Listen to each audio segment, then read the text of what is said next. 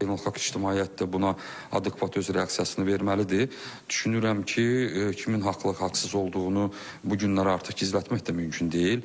Ermənistan əgər sülh müqaviləsi haqqında düşünürsə də və Paşinyan bəyan edirsə də ki, Azərbaycanla hər hansı bir müharibə olmayacaqdır. Belə olduğu halda bu növ atılmış olan addımlar təbii olaraq bütövlükdə Ermənistanda hələ də revanşist fikirlərin hökm sürməsidir. Erməni təxribatları təkcə sərhədlərimizdə deyil, hüdudlarımızdan kənarda da davam edir.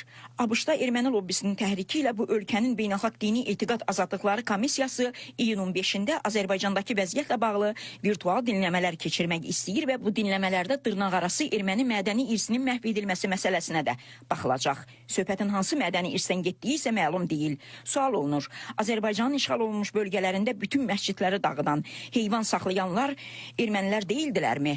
Niyə bu vandallığa qarşı etiraz edilmirdi? Bəyəm Azərbaycanın məscidləri mədəni və mənəvi irs hesab olunmur?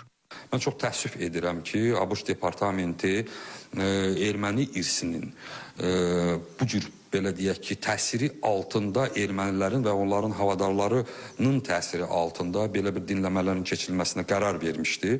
Hesab edirəm ki, bu günləri heç kimə sir deyil ki, Azərbaycanda dini tolerantlıq, eyni zamanda Azərbaycanda bu günləri elə Bakıda fəaliyyət göstərən müxtəlif dini konfensiyalar, eyni zamanda məscidlər, onlarla yanaşı kilsələr və s.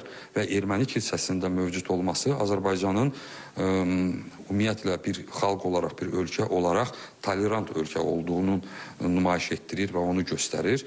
Bəli, bunlar düzələn deyil. Gəlinən qənaəti odur ki, nisbi sakit kimi görünən bu toplum Azərbaycana ləkələmək üçün bütün güclərini qoyublar və geri çəkilmək niyyətləri də yoxdur.